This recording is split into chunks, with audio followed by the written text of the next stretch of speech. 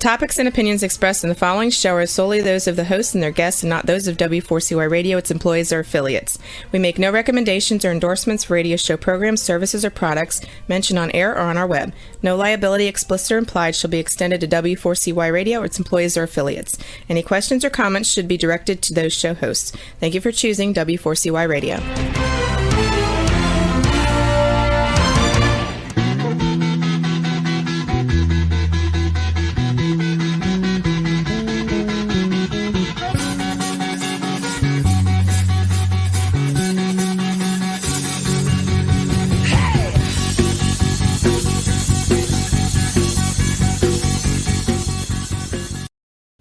Welcome to the Camping Show. CW Gets with you here.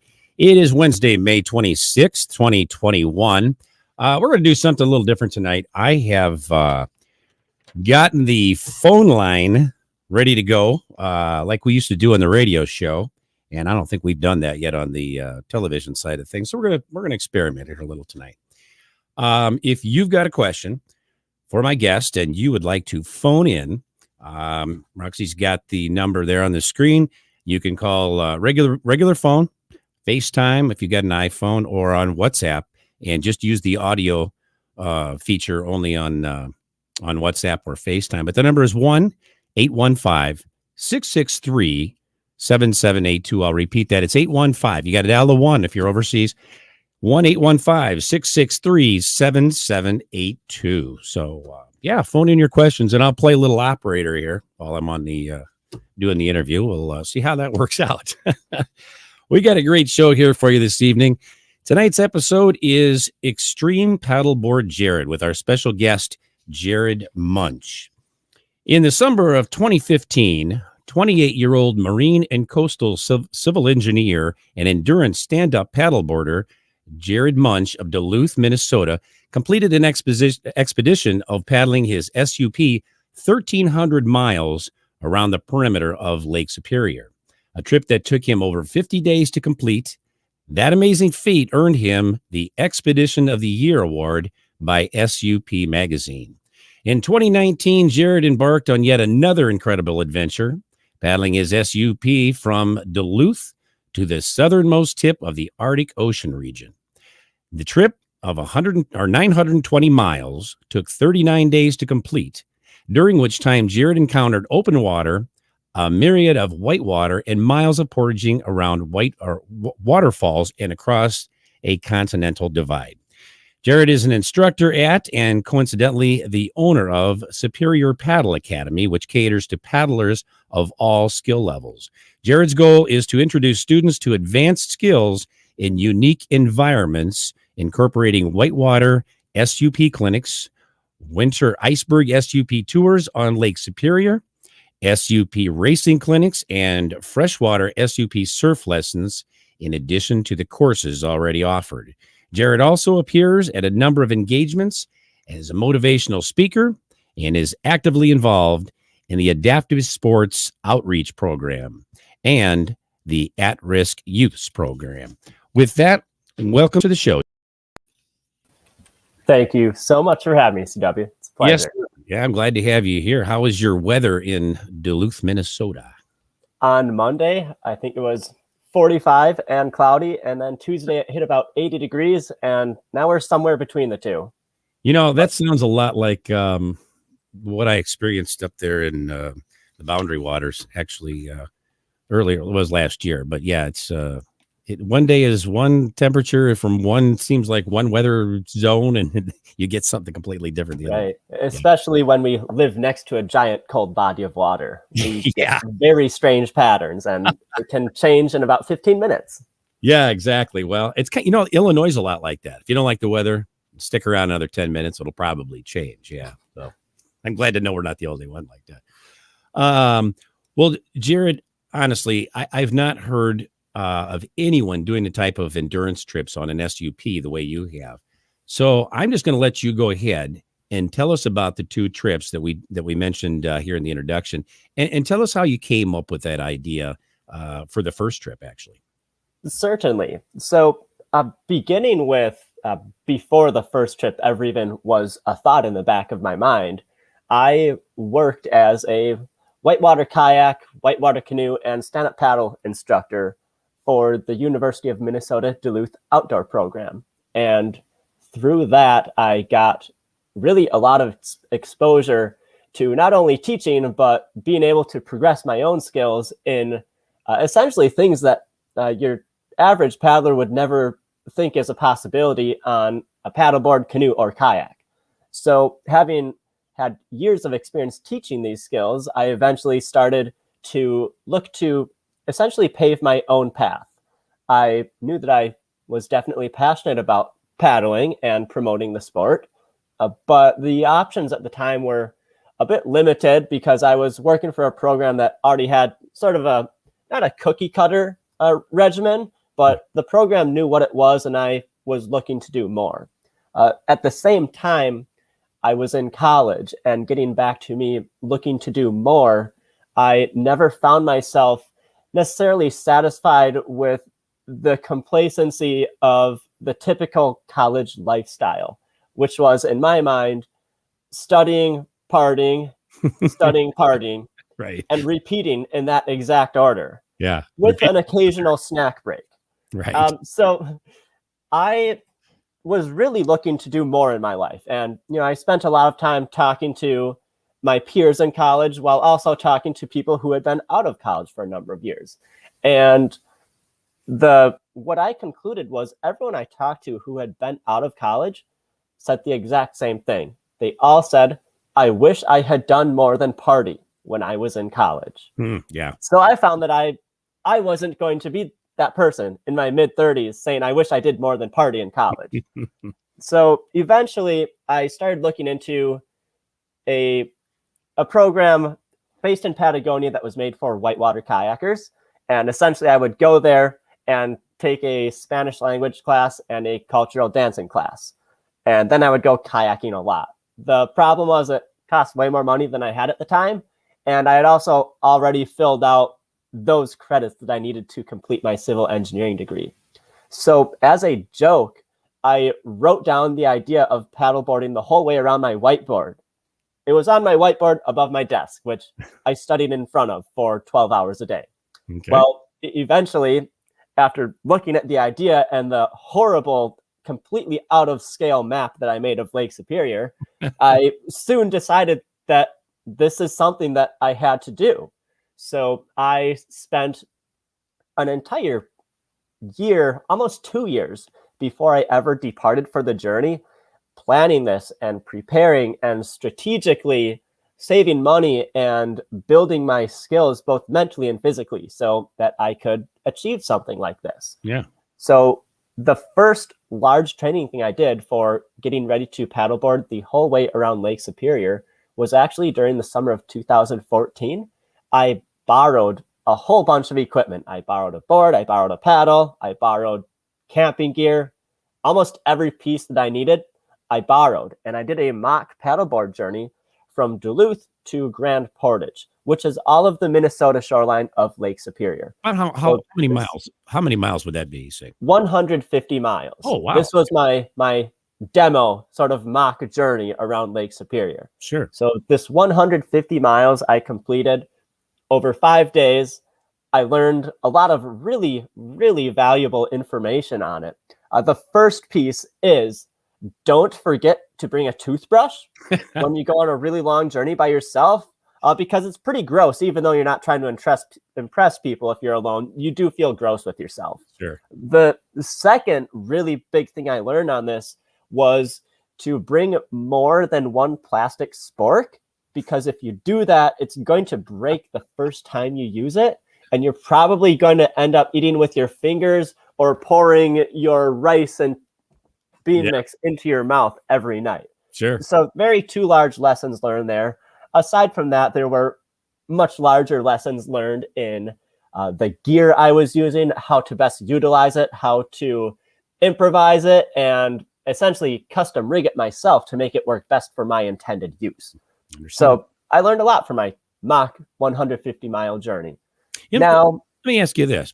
Did you have to, when you were doing this trip and you're talking about gear, I'm sure weight was some sort of a concern. Did you have to pack almost like a backpacker would do?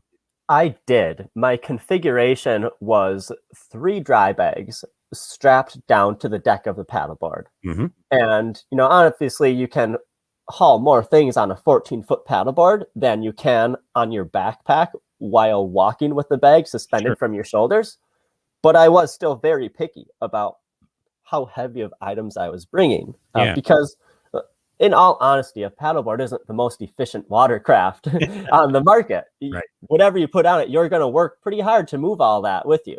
And the other thing is how large is the equipment, because the exposure that we get to wind on a paddleboard can have very adverse reactions of how the board interacts with the water and ultimately makes the board not go the direction you want to go. Right. So essentially trying to bring not only lightweight gear, but small gear that's going to lay low to the deck and not catch as much wind as a larger item would. Very, very big detail. Mm-hmm. So fast forward a year where I have now finished my senior year of college, but strategically scheduled a super senior semester because I was too busy planning for my journey to actually take my senior design class. So I had a pretty skimpy semester of college leading into my journey because I was stressed out of my mind and trying to work more to save money while planning and preparing for this journey. Right. So eventually I gained sponsorships. I got my own board, my own paddle, tents, every piece of gear I needed.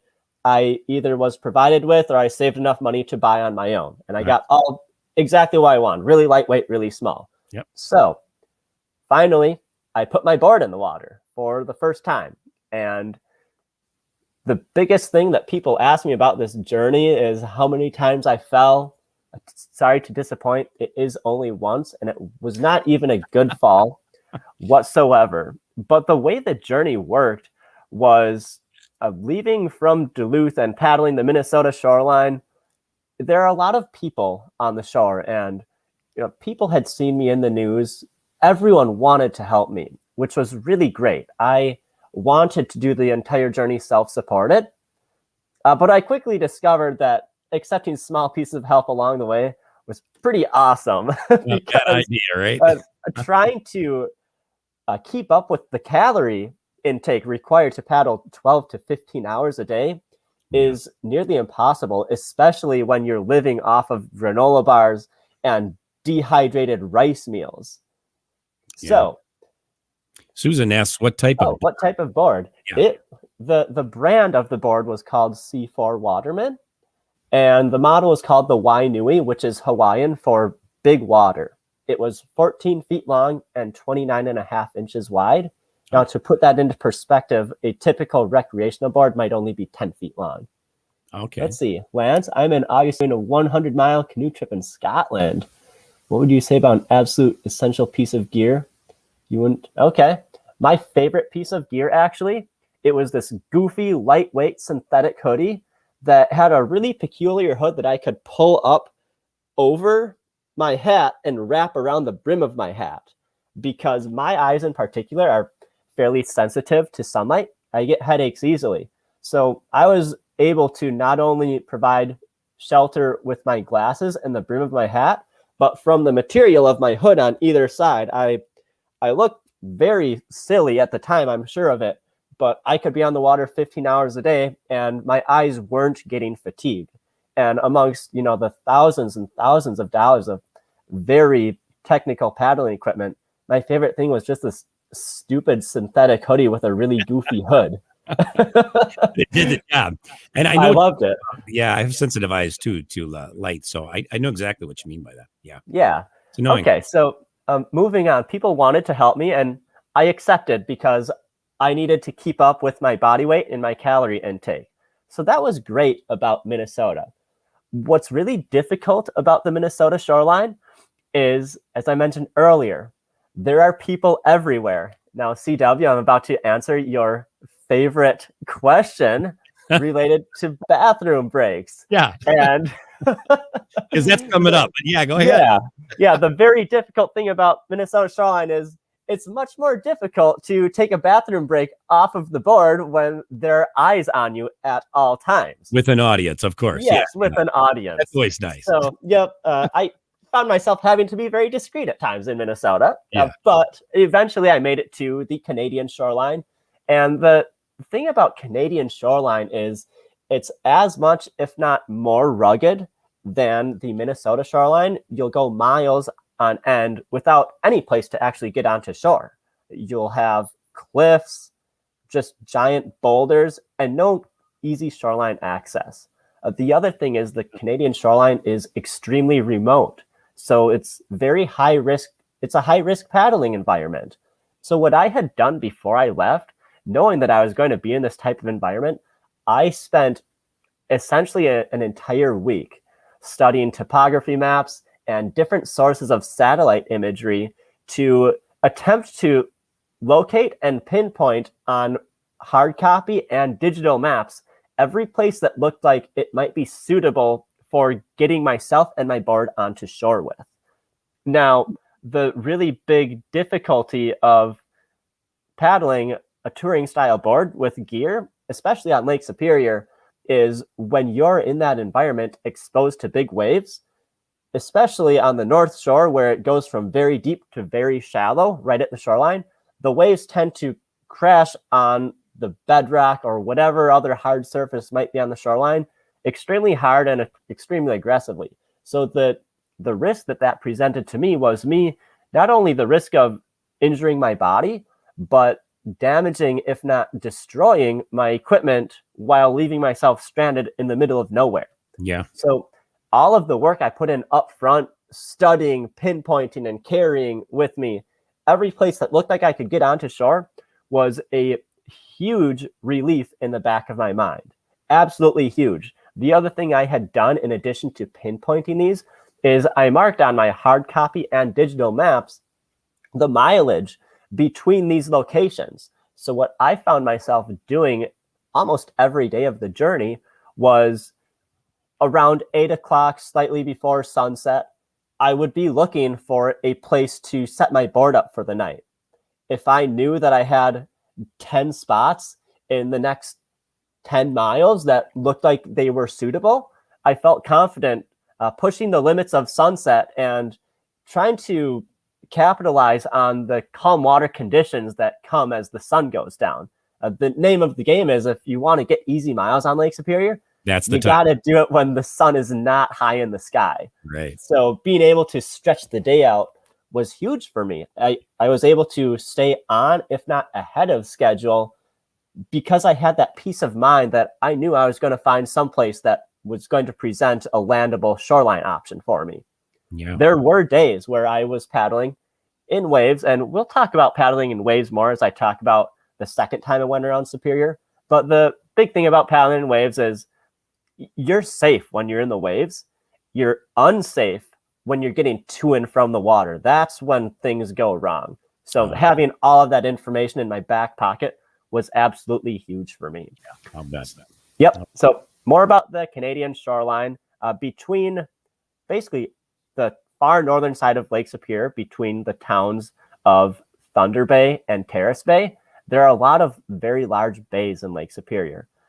My intent was never to paddle inside the bays. My intent was to cross the bays, which led me through a chain of islands. Now, if anyone is interested, I highly encourage you to go into Google Earth and just look at how unique the shoreline is on this Canadian side. It's not a smooth shoreline, and there are hundreds and hundreds of islands protruding from the shore, both little islands, large islands, but it's really an extreme unique paddling experience and environment. So I essentially crossed these islands and shorelines, took some time to take pictures, but at the time I was just trying to get the trip done. I was paddling the sun up to sundown, occasionally paddling past sundown. At one point during this journey, I paddled 120 miles over a 3-day period because I was essentially racing to get past a really rugged and remote section of Canadian shoreline. So let me bop in here. I'm going to ask you this, a couple of things, if you don't mind. Yeah.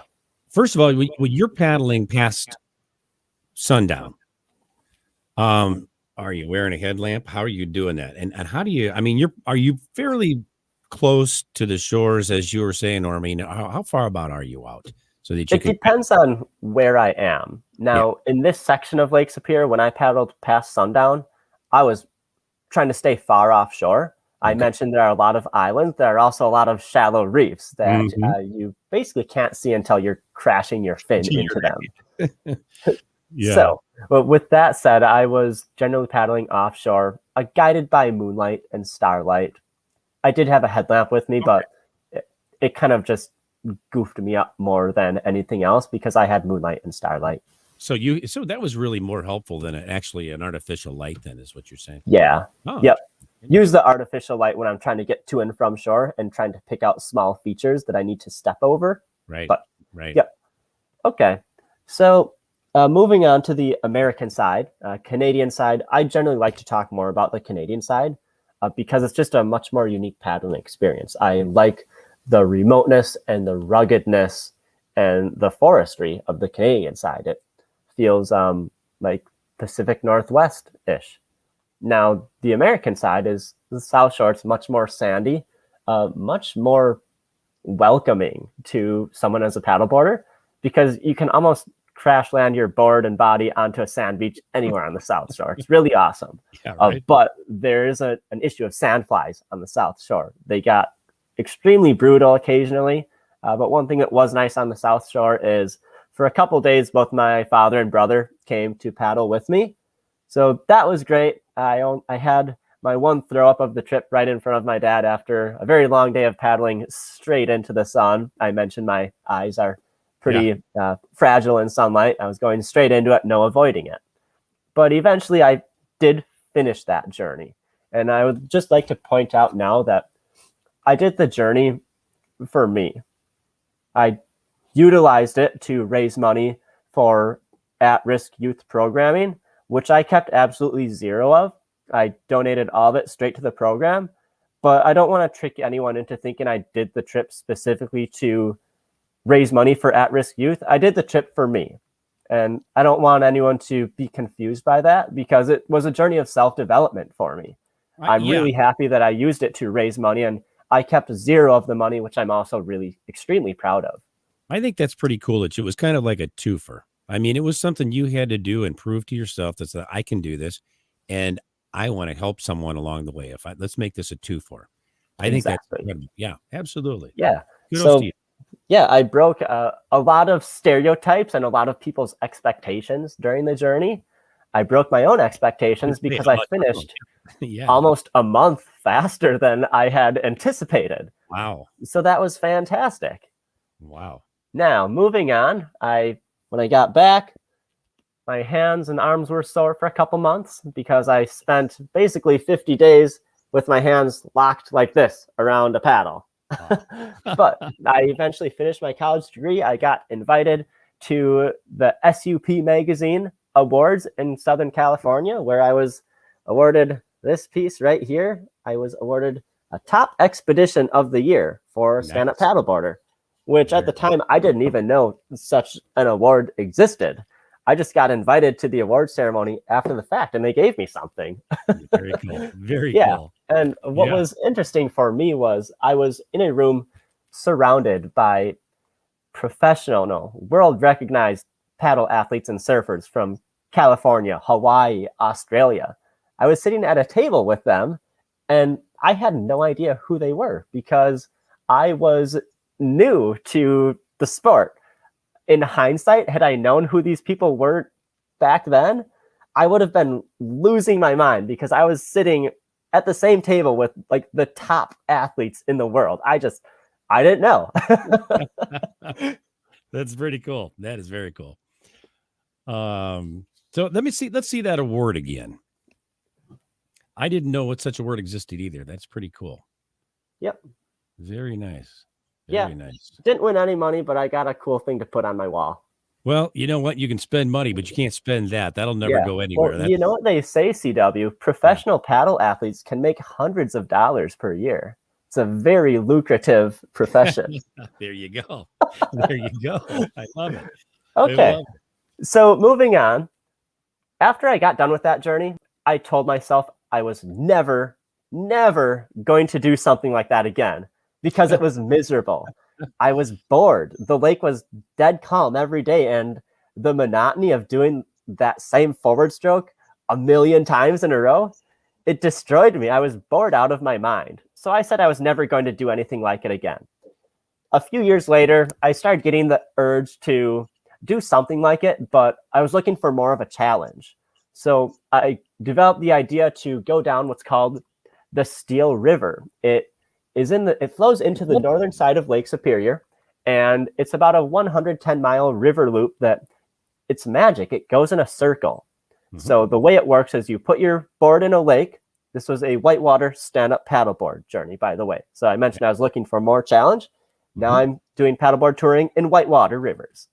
So that's amazing. Paddle across a lake, then you basically hike up what seems to be a mountainside while falling through giant holes that are covered in moss, sinking in up to your hips, and basically climbing and stumbling through miles and miles of wood and beaver swamps to eventually get to another series of lakes, which goes to the north, which then turns into a river, flows to the south exactly to where you started. So it's a magic loop, but it was very difficult. I learned a lot about whitewater stand-up paddleboard expeditioning. I learned how to outfit a board for whitewater stand-up paddleboard expeditioning. I learned the difficulties associated with paddling whitewater with a fully loaded board. You lose a lot of maneuverability. However, you do gain some stability because you're putting a low center of weight on the board. But really, you can't go down extremely difficult rapids with all that weight on the board. And you end up working really hard to make miles because you're putting a whole bunch of heavy gear on a board that's wide enough and stable enough to do whitewater. It's not a luxurious ride. You're slogging through the water a lot. And if there's no current, you're regretting your decision to be at that place at that point in time. But I liked it. It was a challenge for me. Let me ask you a couple of questions on that real quick, and then we're going to do a commercial break, and we'll come back, and we're going to look at some pictures. And I don't mean to interrupt you, but I'm going to ask you this: how much does that board weigh? How much did the board weigh with your gear? Did you do that before you? That's the second most popular question I get, and my answer is I never weighed it because I didn't want to be discouraged by the number. You were going to say that. I knew you were going to say that. Oh boy. I would guess around 80 pounds. 80 pounds. Okay. Yeah. And that's not bad. I mean, really, if in the grand scheme of things. Let's see. Well, I'll tell you what. Let's do this before I go on here. We're going to take a quick commercial break here, and we'll come back, and people have been asking for some photos, so let's do that. We'll take a break here. Don't go away. We'll be right back with more of the Camping Show on W4CY Radio and Talk 4 TV after these messages.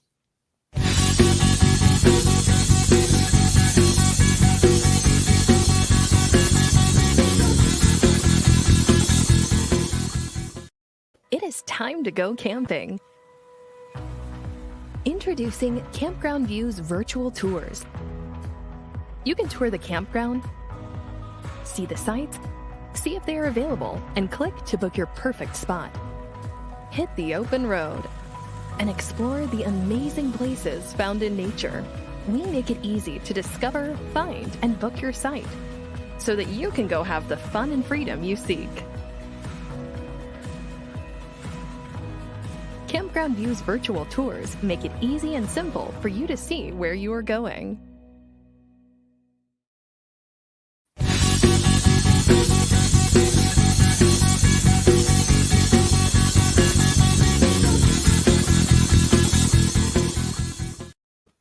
And we're back with our guest, Jerod Munch, on the Camping Show.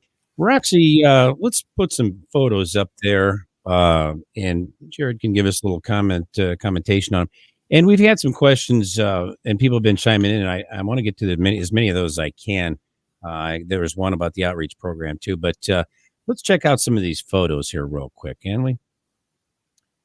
Okay, this is the one I said looked like Hawaii 5-0.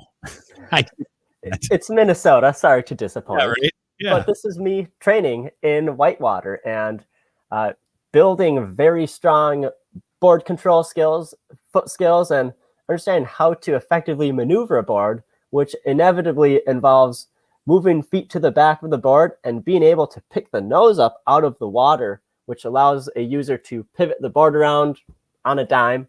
It's also just a fun thing to do. You know, it makes sense. But I got to tell you, I didn't know you could do wheelies on a paddleboard. Right. I did not know that. It's fun. Do them in whitewater or just do them in flat water to show off to your friends. Yeah, it's fun to do. It makes sense there. Okay, this is just a fun offering that I did through Superior Paddle Academy. I contacted various University of Minnesota Duluth and College of St. Scholastica graduates this year and took them out on cap and gown paddleboarding tours to give them somewhat of a climatic graduation experience, because the universities had online graduation ceremonies with basically all online coursework leading up to that. Nobody got the college experience that everyone hopes for, but I tried to give them some sort of climatic finale, and they loved it. Very cool. There's another paddleboard tour right there, cap and gown. Now, where are we at here? Where are we at there? Okay, where's that? That is the Duluth shipping canal, the entrance into the Duluth harbor, straight out of Lake Superior. Okay. It looked familiar because I think I went through there and saw that last summer. Okay. Yeah, where's this? This photo is taken on the St. Louis River, about 20 miles upstream of downtown Duluth. And this is my staff member, Willow, who has been with the company for about a year now. She did her first paddleboard lesson with me last summer. Nice. And very quickly picked it up. So she did a lot of whitewater and started running down class 2 and 3 rapids this spring with me. That's impressive. Yep, there she is again. Very impressive. Nice job, Willow.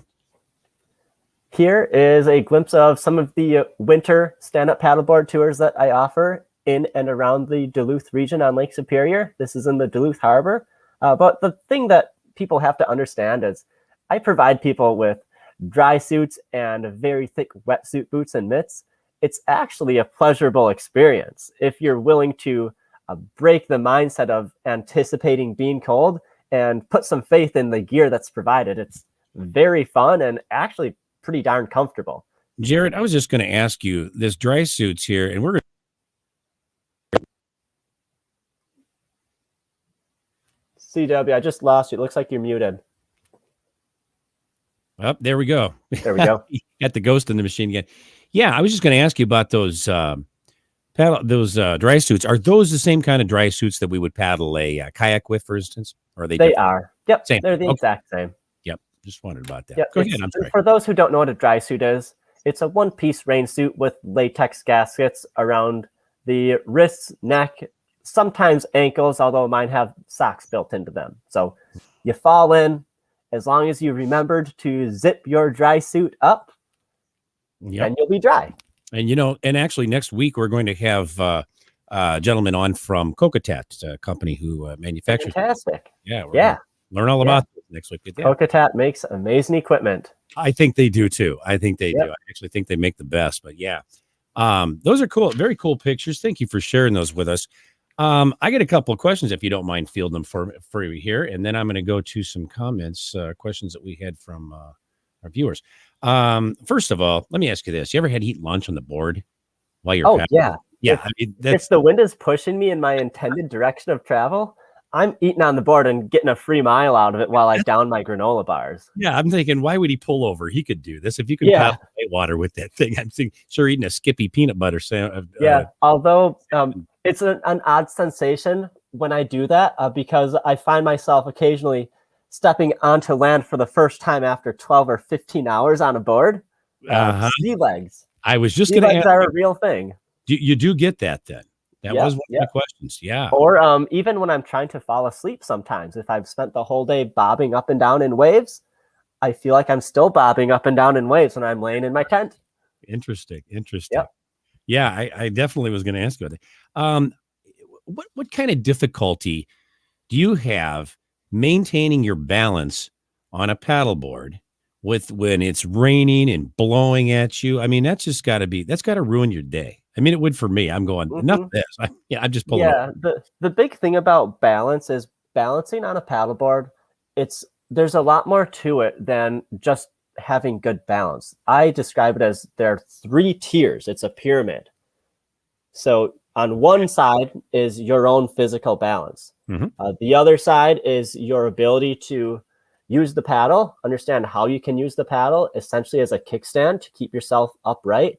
And the third thing, and possibly most important, is understanding how your board is going to interact with the waves and water and be able to anticipate how it's going to react and adjust your body and your paddle appropriately. And that's something that comes with a lot of experience on water. And in my case, I intentionally put myself in high risk environments like whitewater and stand-up paddleboard surfing. So I have really like a very much sixth sense of what the water is going to do to my body and my equipment at all times. Yeah, absolutely. I'm going to pop in here with one of the questions. Lance Clapham says, what was your scariest, sketchiest moment while on the journey? Okay. I will tell you, on the journey around Lake Superior, there was one location. It's called Black Bay, and there's a magnetic disturbance in Black Bay. It says it in fine print on maps. Magnetic disturbance. Is that what it says? Magnetic disturbance. And what it does is it makes compasses point about 30 to 45 degrees in the wrong direction. Wow. So as I was crossing Black Bay, it was whiteout fog. Couldn't see a thing. And I kept hearing a very loud foghorn in the distance. So while crossing Black Bay, I set my angle on my compass and paddled about 2 miles. Then I stop and pull out my GPS just to double check. And it turns out I was paddling not across Black Bay, but straight into the main body of Lake Superior.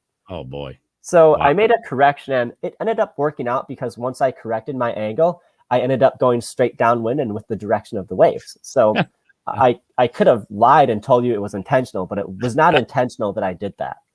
Now, as I'm getting closer across the Black Bay and towards the island I'm trying to get to, the foghorn keeps sounding closer and louder until eventually I see a 1,000-foot freighter emerging from the fog directly in front of me. 10 seconds later, just as it's about to run me over, I discover it's not a freighter, but a piece of bedrock protruding from the surface of Lake Superior. Wow. The fog was so thick that a rock that was about 50 feet away from me appeared to be a giant ship running me over. Wow. Yep. Turns out the foghorn was a lighthouse on the island. I knew the lighthouse was there. I was just exhausted at the time, so not thinking entirely clearly. I wonder if you're getting a little bit of mirage like they have in the desert. You start seeing things that was the rock even real? Exactly. Trust your eyes. Yep. But shortly after that, I did have my one wipe out of the journey, the only one. I was trying to look at a map behind me and just forgot where my feet were on the board, and everything tipped over. Oh. So that was my scariest moment of the journey, and it wasn't even a scary thing. It was a rock, and I thought it was a ship. It would seem that whitewater paddleboarding is inherently more dangerous than whitewater kayaking. For instance, maintaining your balance while you're maneuvering sharp turns around boulders and other obstacles. And of course, if you wipe out, there's the hazard of being leashed to your board. Isn't that scary when you're doing, you're leashed to this thing and you're doing whitewater? How do you, so I can speak on behalf of both whitewater kayaker and whitewater paddleboard because I'm very accomplished in each. And my take on it is it depends on the rapid. Some rapids, I would argue, might be safer on a paddleboard, whereas some rapids might be safer in a kayak. The thing about a kayak is, in a kayak, your whole body is encased in a plastic piece of armor. You can essentially go bobsledding down bedrock in a kayak for all I care. You'll lose some plastic off your hull, but you'll probably be safe. The danger of kayaking is associated with what happens if and when you flip your kayak and your head is suddenly underwater. What happens if you hit your head? What happens if you become unconscious while stuck in your boat underwater? And these are things that aren't really an issue with paddleboarding, because if you fall off of the paddleboard, you're not confined into the cockpit of a paddleboard. Your body is going to float to the surface. The thing about falling from a paddleboard is you are falling from distance. So that's a lot of momentum coming down onto a rock, or a lot of momentum making your body get submerged well beneath the surface before you pop up again. So having controlled falls is very essential with stand-up paddling, and having a much more incremental learning curve with stand-up paddling is key. As an instructor, I spend a full day teaching people flat water skills before I ever even venture into moving water with them. Yeah. And whitewater kayaking, you can go with a little bit quicker progression, but there's a lot more carnage cleanup involved, because when you swamp a whitewater kayak, you're swimming that boat to shore and you're dumping 500 pounds of water out of it. Absolutely. You know, paddleboard, you make a splash and just climb back on. It's not a production, but you are going to fall off of a paddleboard more than you would flip a kayak. So I mentioned it. It depends on the rapid. That's great. Real quick here, one more question about this, and then I want to talk about the programs that you're involved with. I'd like to know, do styles of paddleboarding vary from region to region across the U.S., the United States? I think they do. Styles and cultures. I'm in the Midwest, so I'm familiar with Midwest culture, and it's a world different from ocean culture as well as mountain culture. Mm-hmm. So beginning in ocean culture, I've ventured to Hawaii, California, Nicaragua. And when you get to an ocean environment, paddleboarding is much more rooted into a surfing culture and even an outrigger canoe racing culture. So in those places, stand-up paddleboarding is much more so treated as a legitimate sport rather than an activity. There's a much higher caliber of paddlers in these environments. I'm just a normal person when I go to California. I'm a normal person on a paddleboard. But in the Midwest, I'm an anomaly, because I'm about the only one doing it around here, trying to take those crazy skills onto a paddleboard. Right. Now, when you get into mountain, whitewater environments, you essentially have your whitewater kayaking community, but they have migrated to using stand-up paddleboards. So a very high caliber of skills involved, with a very active and super athletic group of people on paddleboards, once again, treating it like a very serious sport. And they have to, because paddling whitewater is a high risk environment. You have to be on top of it, and you have to be very fit to achieve your desired results. On your game, as it were, right? What was that? On your game. You got to be on your game. You must be on your game. Absolutely. Now, in the Midwest, we lack exposure to ocean and surf culture. We lack a lot of exposure to the skate and board culture that you see out on the West Coast. And we generally lack a lot of exposure to whitewater and mountain culture. So we live like in our own little pocket in the Midwest. And I'm super happy and grateful that I live in Duluth, because in Duluth, I have exposure to Lake Superior and Great Whitewater. So I'm kind of getting both right here.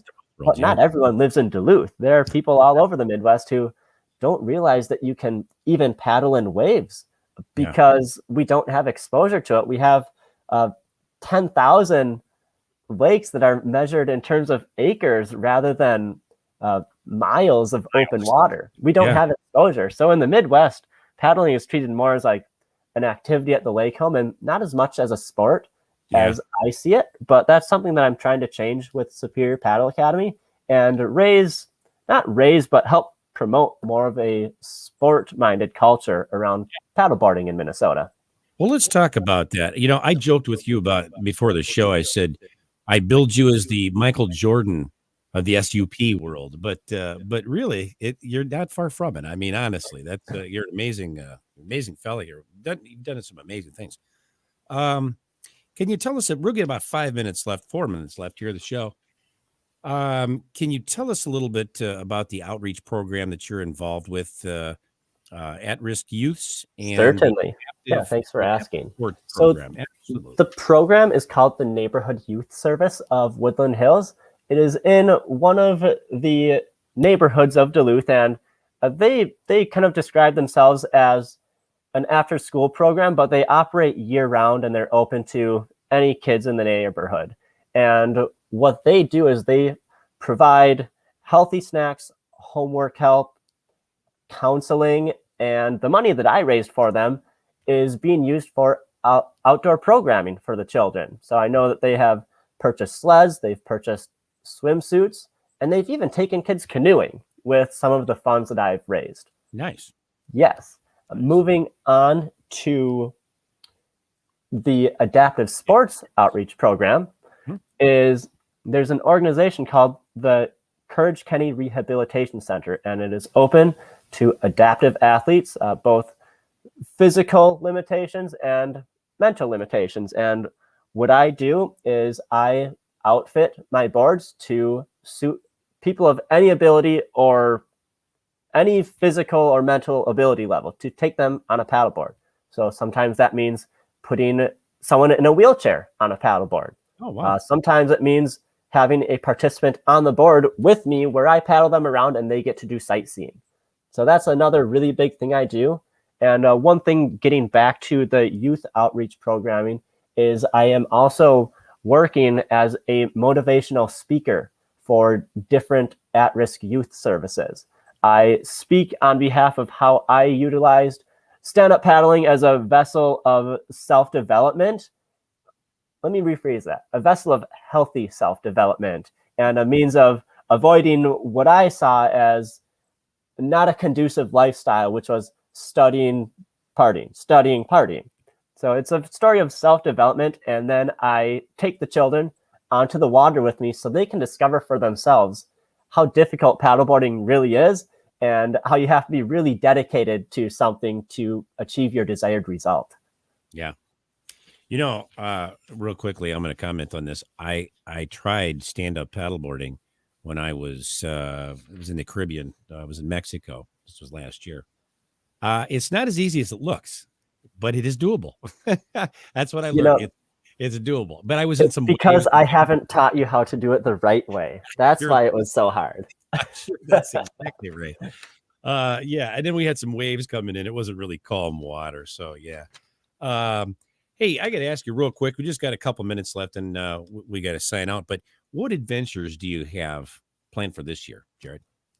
This year, my adventure is teaching other people how to use a stand-up paddleboard as their own adventure vessel. That is hosting 2-day whitewater stand-up paddleboard clinics, hosting guided tours of the Duluth region on paddleboards, or different clinics, whether it be paddleboard racing or just first-time paddleboard lessons, and empowering people to utilize a paddleboard for what I envision it to be its real limitations and capabilities, and break all of those stigmas that seem to be built around paddleboarding in the Midwest.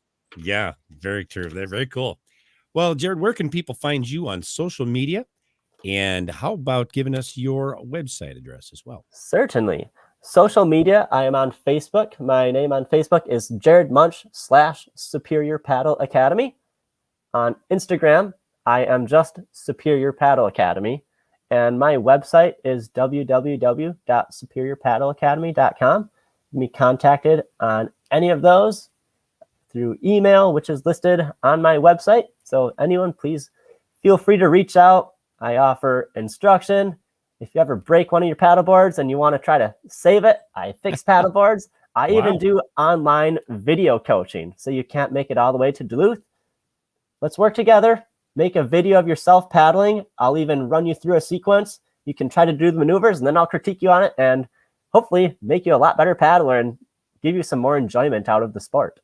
That is extremely cool. You do some things I've never even heard of before. So I would say that you probably are that Michael Jordan of the SUP world. Well, I appreciate that. Very cool. Well, I want to thank you, Jerod, here for being my guest on the camping show this evening. It was a pleasure. Absolutely having you here with us. Thank you for having me. Fun to talk about it and fun to help promote it and get other people excited. Good stuff. Well, it was a great time. I hope you tune in for next week's episode, Dry Suit Pursuit, with special guest Jeff Turner from Kokatat. Until then, thank you for tuning into the camping show. This is CW Getz reminding you, learn more, do more. See you next week.